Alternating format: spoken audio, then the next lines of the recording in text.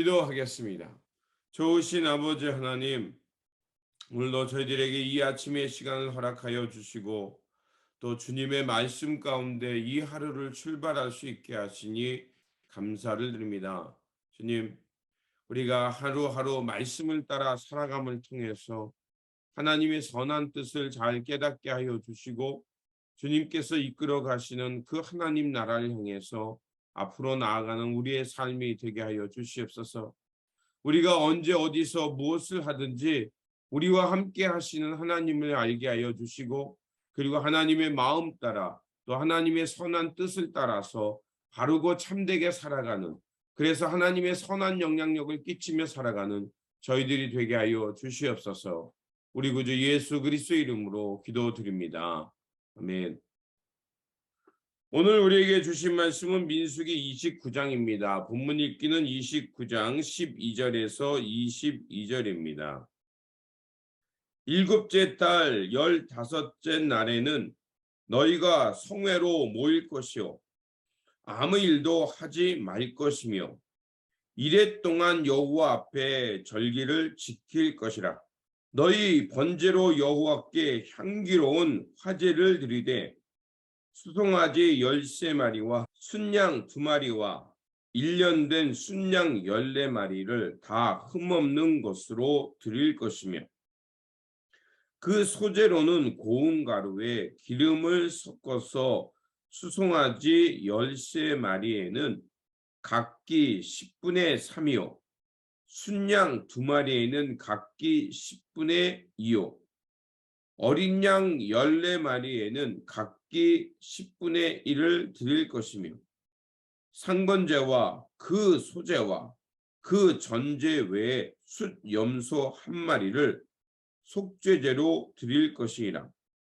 둘째 날에는 수송아지 12마리와 순양 2마리와 1년 되고 흠없는 순양 14마리를 드릴 것이며 그 소제와 전제는 수송아지와 순양과 어린 양의 수요를 따라서 규례대로 할 것이며 상번제와 그 소제와 그 전제 외에 숫 염소 1마리를 속죄제로 드릴 것이니라.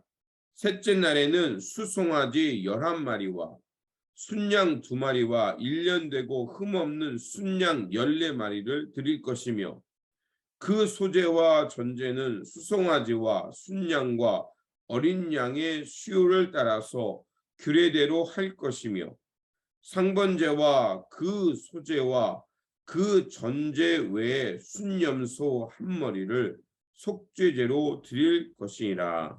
아멘. 민수기 29장은 일곱째 달의 절기에 관한 말씀입니다.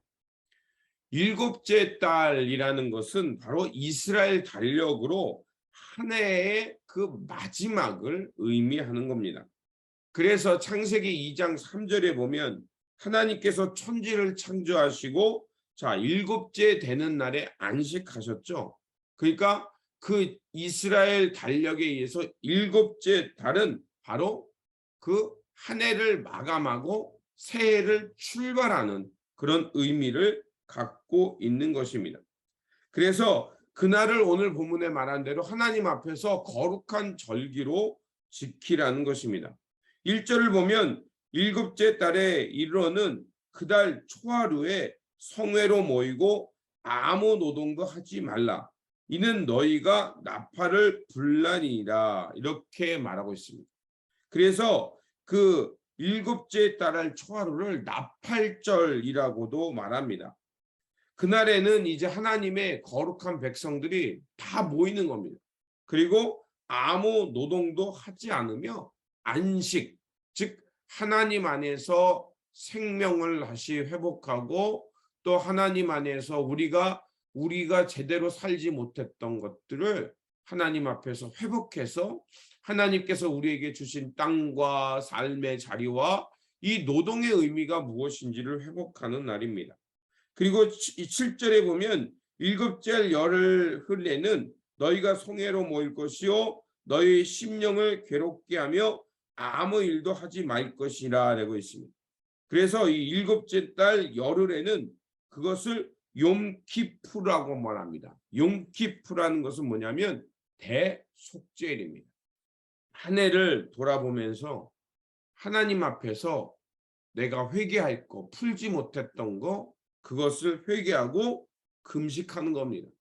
그리고 이날에 하나님 앞에서 우리가 개인적으로 해결해야 할 것은 해결하지요.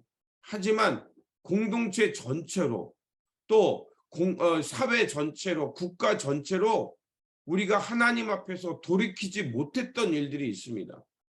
그날은 이 대속죄는요, 공동체 전체가 회복하지 못했던 것을 하나님 앞에 회개하고 금식해서 하나님 앞에 다시 한번 대제사장이 그 지성소에 들어간 다음에 거기서 하나님 앞에 속죄의 은혜를 입고, 그리고 그것을 공포하면서 이스라엘 공동체 전체에게 너희들이 하나님 앞에서 지난 날에 작년에 하나님 앞에서 너희들이 제대로 살지 못한 거 속죄 받았으니 올 한 해는 이제 하나님 앞에서 제대로 살아라.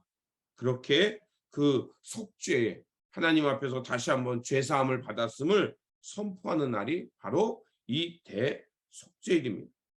바로 이것을 예수 그리스도께서 십자가의 사건을 통해서 바로 주님께서 한 번의 영원한 속죄의 제물이 되셨다라고 히브리서는 우리에게 가르쳐주고 있는 겁니다. 그래서 예수 그리스도께서 이 대속죄일의 어린 양이 되어주시고 십자가에서 피 흘리심으로 속함을 통해서 우리를 이제는 예수 그리스도의 이름으로 나아감을 통해 하나님 앞에서 완전한 그 용서받은 자, 죄인이었지만 이제는 용서받아서 하나님의 품 안에 살면서 하나님과 함께 살아갈 수 있는 은혜를 입은 것을 의미합니다. 그래서 예수님께서 우리에게 대제사장이 되어주신 것이고 예수님의 십자가 사건은 바로 이 속죄의 사건임을 우리에게 말해주고 있는 것입니다. 그래서 12절을 보면 일곱째 달 15째 나라는 너희가 성회로 모일 것이요 아무 일도 하지 말 것이며 이래 동안 여호와 앞에서 절기를 지킬 것이다 라고 말합니다. 이렇게 하나님 앞에서 이 속죄 받았음을 하나님 앞에서 감사하고 또 우리가 돌이킬 거 있으면 돌이키고 하나님 앞에서 결단할 거 있으면 결단하는 시간입니다.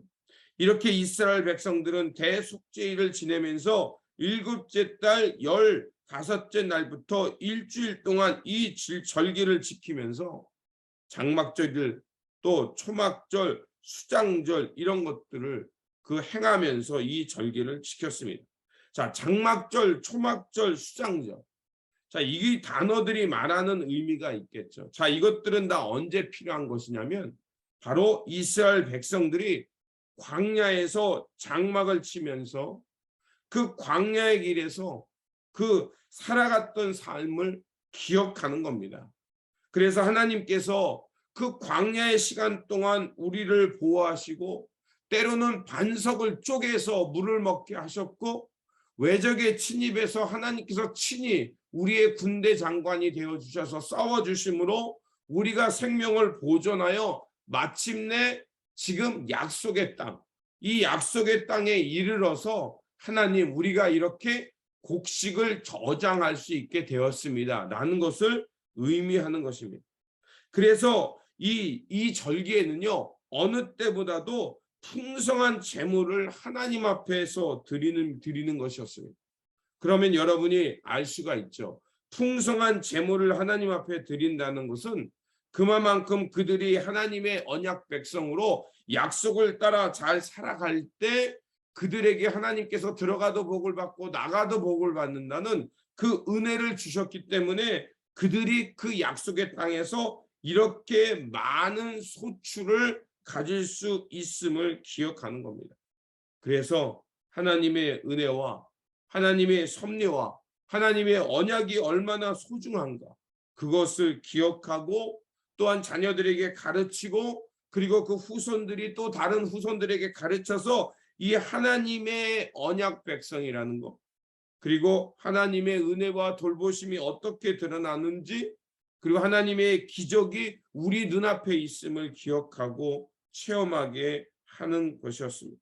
바로 이스라엘 백성들은 이런 절기들, 장막절, 초막절, 수장절, 그 대속죄일, 그리고 이 7대째 되는 그 달을 통해서 하나님의 은혜와 하나님의 섭리와 하나님의 언약을 기억하고 다시 한번 자신들이 누구인지를 알고 후손들에게 하나님의 그 은혜의 역사를 가르치는 시간을 보내는 것이었습니다.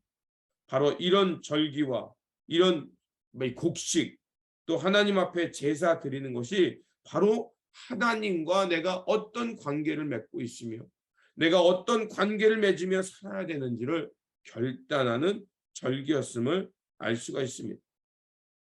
이처럼 우리에게 이런 절기와 이런 은혜와 하나님의 섭리를 깨닫는 것이 바로 이 7째 달의 절기의 의미였던 것입니다.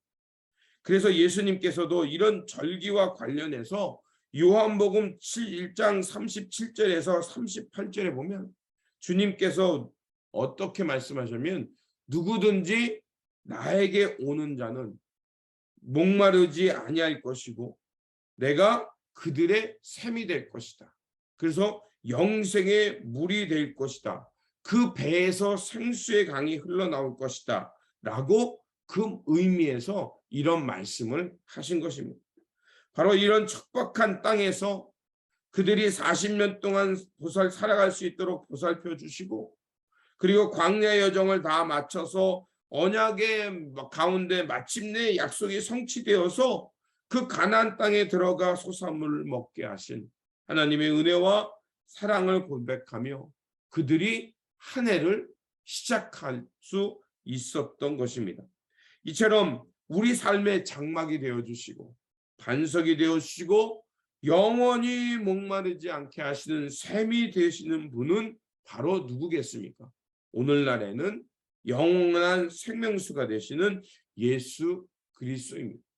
우리는 예수 그리스도의 십자가와 보혈을 통해서 이 영단번 한 번을 통해서 영원한 속죄의 사건이 우리 가운데 임하는 사건이 되시고 그리고 예수 그리스도의 말씀과 예수 그리스도의 교제를 통해서 우리는 영생의 양식을 먹으며 하나님 앞에서 거룩한 자녀로 하나님의 나라를 살아갈 수 있는 것입니다.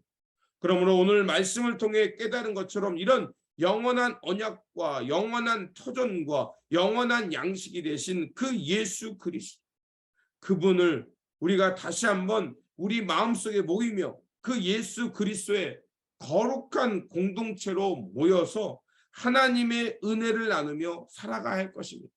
그러므로 오늘 이 아침에 우리가 다시 한번 이 말씀과 그 예수 그리스도의 은혜가 무엇인지를 깨달은 것처럼 그 은혜 속에서 하나님과 바른 관계를 맺으며 하나님이 주시는 그 영의 양식을 먹으며 이 하루도 거룩하고 참되게 하나님의 백성으로 살아가시기를 다시 한번 주님의 이름으로 축원드립니다. 기도하겠습니다. 생명의 하나님, 예수 그리스도를 통하여 속죄받게 하시고 새로운 피조물 되어서 주님 안에서 이렇게 거룩한 그 하나님의 백성으로 살아갈 수 있도록 지켜주시니 감사를 드립니다. 하나님의 거룩한 백성으로 불러주셔서 하나님의 말씀과 언약과 양육의 양식 속에서 살게 하셨사오니 오늘도 우리에게 주어진 이 삶의 자리에서 주님의 명령과 가르침을 따라서 하루하루 거룩하고 복되게 살아가게 하여 주시옵소서. 그래서 우리의 삶이 하나님과 바른 관계를 맺으며 이 세상 속에서 거룩하고 구별되게 살아가는 우리 모두가 되게 하여 주시옵소서. 우리 구주 예수 그리스도의 이름으로 기도드립니다. 아멘.